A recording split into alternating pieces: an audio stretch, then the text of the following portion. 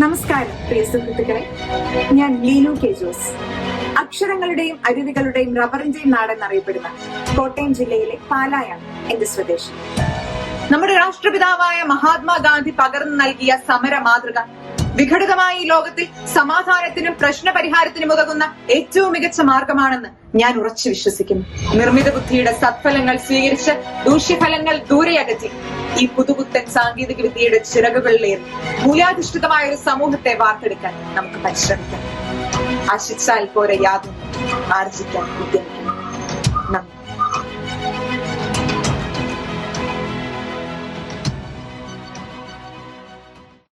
നമസ്കാരം.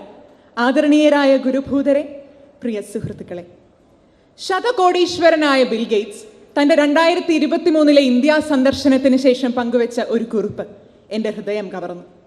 വിലയേറിയ ധാതുക്കളോ എണ്ണശേഖരമോ അല്ല ഇന്ത്യയിൽ അദ്ദേഹം കണ്ട സമ്പത്ത്. ഇന്ത്യയെ സാധ്യതകളിലേക്ക് നയിക്കുന്നതും വികസനത്തിലേക്ക് ഉയർത്തുന്നതുമായ ശക്തിയെന്ന് അദ്ദേഹം വിശേഷിപ്പിച്ചത് ഇന്ത്യയുടെ മാനവ വിഭവശേഷിയാണ്.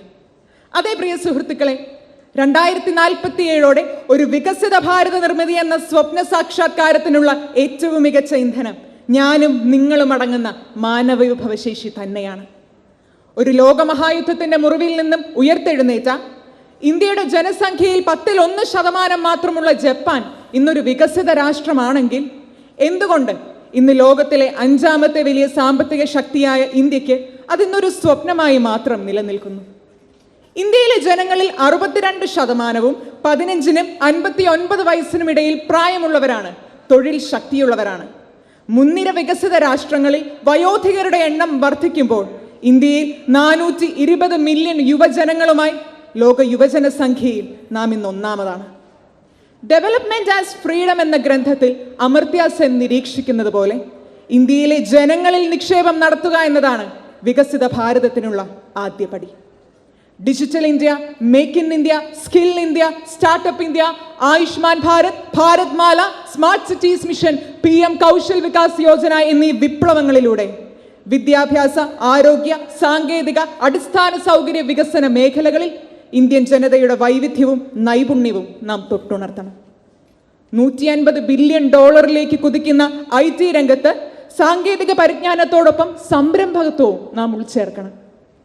ഇൻഫോസിസ് മേധാവി NR നാരായണമൂർത്തിയുടെയും ഗൂഗിൾ മേധാവി സുന്ദർ പിച്ചയുടെയും സത്യ നദല്ലയുടെയും ഒക്കെ മാതൃകയിൽ ആഗോള തൊഴിൽ ദാതാക്കളുടെ ഒരു ഹബ്ബായി ഇന്ത്യ വികസിക്കണം.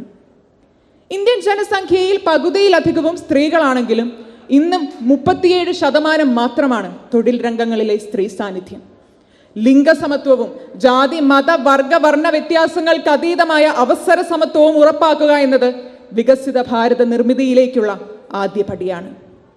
ഇന്ന് ഇന്ത്യക്കാരുടെ വിദേശ നാടുകളിലേക്കുള്ള കുടിയേറ്റം ഏറെ ചർച്ച ചെയ്യപ്പെടുന്നു. എന്നാൽ അതിനെ മസ്തിഷ്ക ചോർച്ചയായല്ല, മസ്തിഷ്ക നേട്ടമായി പരിണമിപ്പിക്കുന്നിടത്താണ് ഇന്ത്യയുടെ വികസന വിജയം ലഭ്യമായിരിക്കുന്നത്. നമ്മുടെ ഓർമ്മ എന്ന സംഘടനയുടെ പ്രവർത്തനങ്ങൾ വരെ പ്രവാസികൾ തങ്ങളുടെ ജന്മനാടിന്റെ വികസനത്തിന് നൽകുന്ന മാതൃകകളായി നാം സ്വീകരിക്കണം. ലോകകപ്പ് നേട്ടമെന്നോ ഓസ്കാർ നിശയെന്നോ സാംസ്കാരിക പൈതൃകമെന്നോ ബഹിരാകാശ ദൗത്യങ്ങളെന്നോ വ്യത്യാസമില്ലാതെ നാനാ മേഖലകളിൽ ഇന്ത്യക്കാർ പുലർത്തുന്ന മികവ് ഇനിയും തുടരണം.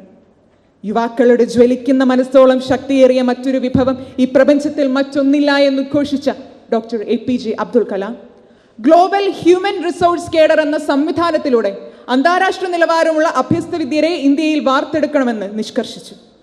ടെലിമെഡിസിനും ടെലിവിദ്യാഭ്യാസവും കൊമേഴ്സുമുള്ള പരിഷ്കൃത ഗ്രാമങ്ങളെക്കുറിച്ച് അദ്ദേഹം കണ്ട സ്വപ്നം പോലെ ഇന്ന് ഇന്ത്യയിലെ കൊച്ചു ചായക്കടകളിൽ പോലും ഗൂഗിൾ പേയും ഇലക്ട്രോണിക് ബില്ലിങ്ങും ഒക്കെ സുലഭമായിരിക്കുന്നത് വികസിത രാഷ്ട്രങ്ങൾ പോലും അതിശയത്തോടെയാണ് നോക്കിക്കാണുന്നത്. മണിപ്പൂരിലേതിന് സമാനമായ കലാപാന്തരീക്ഷവും കർഷക സമരവും വർഗീയ ധ്രുവീകരണവുമൊക്കെ എന്നാൽ നമ്മുടെ വികസന സങ്കല്പത്തിന് ബന്ധനമാണ്. വിദേശ രാഷ്ട്രങ്ങളിലെ നിയമങ്ങൾ അക്ഷരം പ്രതി പാലിക്കുന്ന ഇന്ത്യക്കാർ ഇന്ത്യൻ മണ്ണിൽ കാലുകുത്തുമ്പോൾ മാലിന്യങ്ങൾ വലിച്ചെറിയുന്നതും ട്രാഫിക് നിയമങ്ങൾ തെറ്റിക്കുന്നതുമെല്ലാം സുസ്ഥിര വികസന സങ്കല്പത്തിന് ഭീഷണിയാണ്. ഇന്നലെ നീതി ആയോഗ് പുറത്തുവിട്ട വികസന സൂചിക പ്രകാരം വിവിധ ആഗോള പ്രതിസന്ധികൾക്കിടയിലും ഇന്ത്യ വികസനത്തിന്റെ പാതയിൽ തന്നെയാണ്. ആയതിനാൽ ഞാൻ സ്വപ്നം കാണുന്നു ബയോടെക്നോളജിയും ബയോസയൻസുകളും കാർഷിക ശാസ്ത്രവും വ്യവസായ വികസനവും കൈകോർത്ത് മുന്നേറുന്ന ഇന്ത്യ, അഴിമതിയുടെ കറപുരളാത്ത ഉത്തമ രാഷ്ട്രീയ നേതാക്കളുടെ ഇന്ത്യ, ഈ പുതിയ ഇന്ത്യയുടെ ഇന്ധനമാകാൻ നമുക്കുണരാം. നന്ദി, നമസ്കാരം, ജയ് ഹിന്ദ്. ലിനു, പൊതുവേ നമ്മളെല്ലാവരും കോട്ട് ചെയ്യും APJ Abdul Kalam model, role model. ഞങ്ങൾക്കറിയേണ്ടത് ലീനുവിൻ്റെ ജീവിതത്തിലെ റോൾ മോഡൽ ആരാണ്? ഡോക്ടർ അബ്ദുൽ കലാമിനെ ഒഴിവാക്കണം. എൻ്റെ റോൾ മോഡൽ എൻ്റെ അമ്മ തന്നെയാണ്. ഞാൻ കാണുന്ന കാലം തൊട്ട് അമ്മ ഒരു അധ്യാപികയാണ്. പക്ഷെ ഒരു അധ്യാപിക എന്ന നിലയിൽ മാത്രമല്ല, വീട്ടിലെ ജോലികളെല്ലാം ഒരു മൾട്ടി ടാസ്കറായിട്ട് 100 കൈകളോടെ രാവിലെ ചെയ്തിട്ട് അധ്യാപന ജോലിയിലേക്ക് കടന്നു പോകുന്ന ഒരു അമ്മയെ കണ്ടാണ് ഞാൻ വളർന്നത്. അങ്ങനെ തന്നെയാണ് അധ്യാപനത്തിലേക്കുള്ള എൻ്റെ ഇഷ്ടവും വളരുന്നത്. അപ്പോൾ അതുപോലെ സമൂഹത്തിനും കുടുംബത്തിനും ഒരേ രീതിയിൽ പ്രാധാന്യം കൊടുക്കുന്ന ഒരു സ്ത്രീയായി വളർന്നു വരിക എന്നതാണ് എൻ്റെ ഏറ്റവും വലിയ ആംബിഷൻ.